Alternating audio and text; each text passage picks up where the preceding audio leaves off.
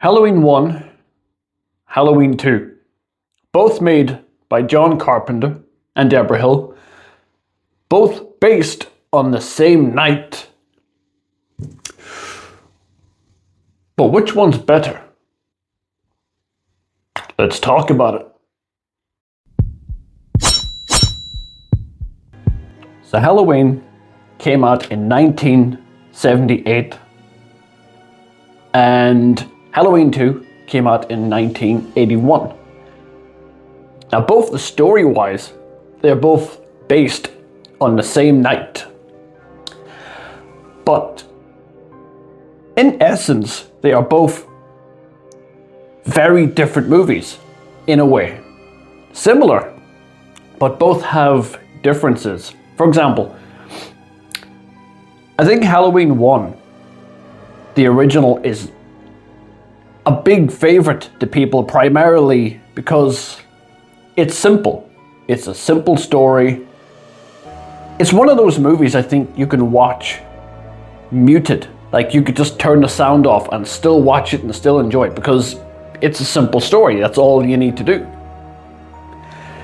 Halloween 2, however, adds a bit more complexity to it. Like you have the whole Sam Hain thing at the school that felt like it was just thrown in, and you know, you get the whole brother and sister revelation between Michael and Laurie. But the simplicity, you know, some people do enjoy that. Halloween 2 can be a favorite because of the better kills. Let's be honest, Halloween 2 does have the best kills between these two movies. You know, so in essence, where do you stand with that? Like Halloween 1 is a very simple story from the beginning to the end. A young girl just simply posting keys to a letterbox to an abandoned house, and she gets followed by a deranged serial killer and basically just follows her for the rest of the day, kills all her friends. It's a simple story, you know, and it has some supernatural edge to it. You know, he's the boogeyman, the shape. Halloween 2, however, you know, it's, as much as I do love Halloween 2. You know, I have a genuine soft spot for it. When I watched it as a kid repeatedly, I remember just loving it and this is a cool scene. But I do remember there were scenes that kind of dragged on a bit. Like, you know, the hospital scenes. Although in the hospital is an eerie setting, and I do love that. You know, I think it paid off. But there were scenes in Halloween 2 that kind of dragged on. It was in the hospital, two nurses talking or whatever. And you're like, I don't care about this. I want to see Michael fuck some shit up. And that's what I mean by that. But then again, you could argue that Halloween 1 has the same thing. You know, it has Laurie and her friends all talking and chatting on the phone about Ben Tramer. And you're like, you could easily argue the same thing. That I'm not interested in this. Go back to Michael. You know, so it's interesting how these two movies have like good dynamic. They have, in some form, they both kind of have simplicity. I mean, Michael goes to hospital, finds Laurie, kills off nurses and stuff. But then the complexity part is that, you know, like Ben Tramer getting hit by that car. Which, am I cynical for laughing at that every time I see it? Come on, I can't be the only one who finds that funny. Let me know in the comments if any of you laugh at it, or maybe I got issues.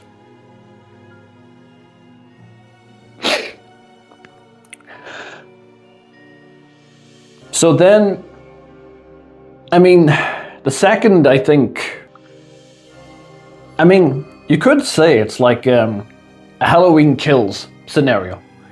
where Michael was shot 6 times, fell off a balcony, broke his ass bones. And in the second one, because he's more angrier that happened, because he's angry, the kills get more violent. I mean, you could argue that. It's possible. It would make sense. And therefore, an angrier Michael. And I think the look of Michael in Halloween 2 is a bit more scarier than the original. I think it's just the way the mask looks. I know it was worn by Dick Warlock, and because his head shape was different to Nick Castle, the mask looked a bit wider. But I think it looked scarier because of that. There was something about it, something unusual about it. And I think that added to the creepy factor of it. And I'm not keen on the robotic walk, the zombie Night of the Living Dead walk that he does in Halloween 2, but in some form it does make him creepier, because you look at him and you know that that's not normal. He's not walking normal, he's not, it is terrifying in Halloween 1 when you have that iconic shot of Michael walking from, that house and heading towards Laurie, and he's just walking normally like a normal man. It is creepy. But something about this one in Halloween 2 just makes it a little creepier, just so unnatural and, just eerie and just not so, you know what I mean. And because the kills are more violent, it makes this version of Michael more terrifying in a way, because, what's Michael from the original gonna do? Strangle you? Okay. What's he gonna do in Halloween 2? Put your face in hot boiling water? I know which one I'd rather. But then you have Dr. Loomis, who is pretty much exactly the same in Halloween 2 as he was in Halloween 1. Pretty much. Just, more, a little bit more crazy. You have the line, I shot him 6 times. He's not human. All the lines, he's just screaming and shouting at everybody. Look over there, look. He just does not give a fuck in it.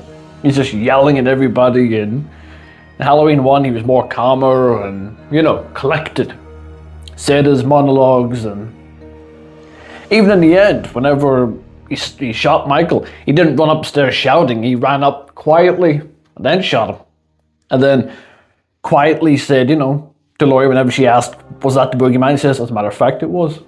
He didn't scream, it was the boogeyman, yeah. After Halloween 1, he sort of got crazier and crazier as each movie came. I mean, just look at Halloween 5. That's like peak madman Loomis.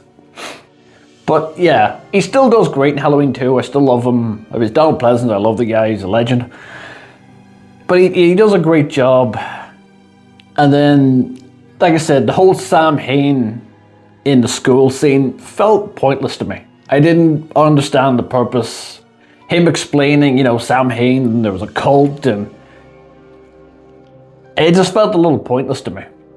And the brother and sister thing that was thrown in Halloween 2, even John Carpenter himself said he wishes he never done it. He just done it because he was, pressurized to make this movie, and he didn't even want to make Halloween 2. But he did it anyway, so just threw in some shit just to, make it a bit more interesting, because, remember, Halloween 1 came out in 1978, and it inspired Friday the 13th. And then when it came out, it had more gorier kills, more violence, more blood. Because if you remember, Halloween 1 doesn't really have blood. It didn't need it. It was actually scarier without blood, I think. And it was more focused on Michael stalking rather than focusing on all the kills. So you have that aspect. Then After Friday the 13th came out in 1980, Halloween 2 came out in 1981, and wanted to pretty much do what Friday the 13th did. Like, okay, we need to do more kills now. We need to have more gore. We need more blood. You know, to keep up with the times, to keep relevant. But it didn't need that. You know, I don't believe it needed that at all, but it still pays off.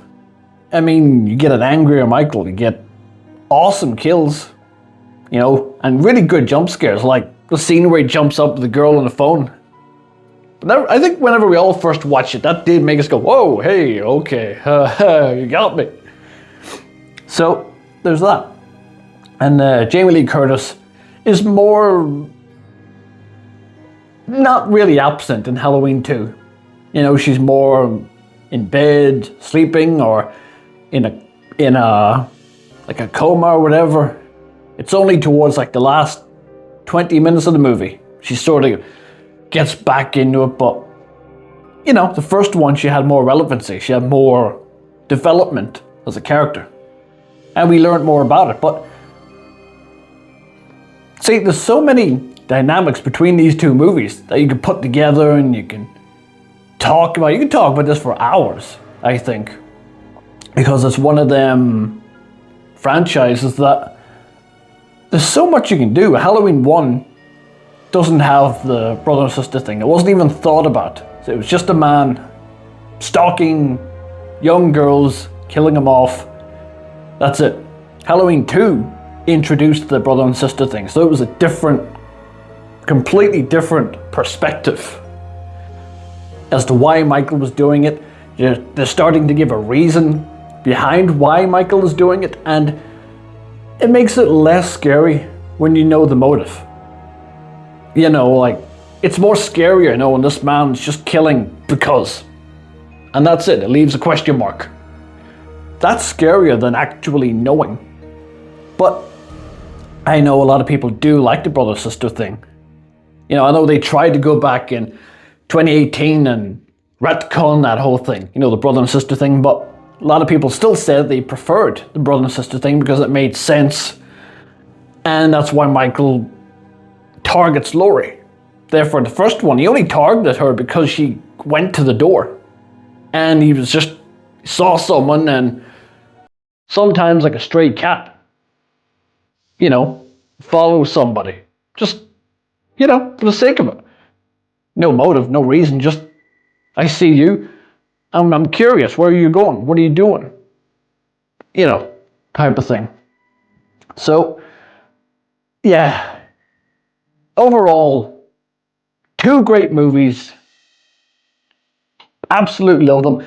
Whenever I watch Halloween 1, odds are I'm going to put Halloween 2 in straight after to continue that night. And yeah, great movies. Yeah. So, let me know in the comments, what do you think? Which movie do you prefer? Do you prefer Halloween 1, the simplicity of it? Do you think it's scarier? Or do you prefer Halloween 2, which is more complex, better kills? Let me know. We'll talk about it.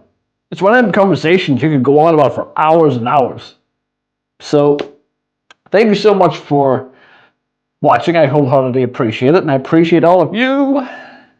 And to answer the question, personally, before I wrap this up, because I realized I didn't answer it, which movie do I prefer, Halloween 1 or 2?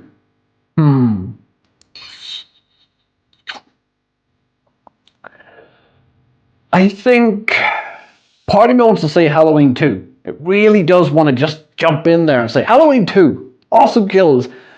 But part of me loves the simplicity of Halloween 1. Like I said, it's a movie you can watch silent, and you'd enjoy everything, and you don't need to hear anything. And it's visually, as long as you can visually see it, you know, you're going to enjoy it. Halloween 2, there's points in it where you kind of need to listen to the dialogue, like brother and sister thing, Sam Hain. And if you're watching it silently, you'll be like, wait, what is that? What's he saying? What's that? What does that mean? What's Sam Hain mean? You know, rather than just being able to just watch it and shut your brain off. But some people can still do that. Some people can easily sit and watch Halloween 2 silent and still enjoy it. Get that same enjoyment I would get from watching Halloween 1 in silent. So, it's irrelevant. To me, it's personal perspective.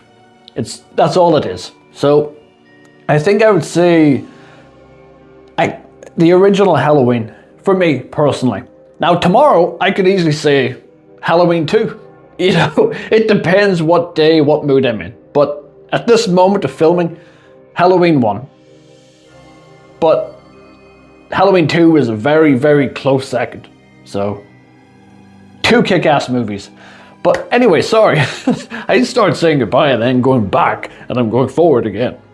But yeah, so thank you so much for watching, and I wholeheartedly appreciate each and every one of you. And thank you so much for sticking around and sticking with this channel for so long. I appreciate your support, and I love every one of you.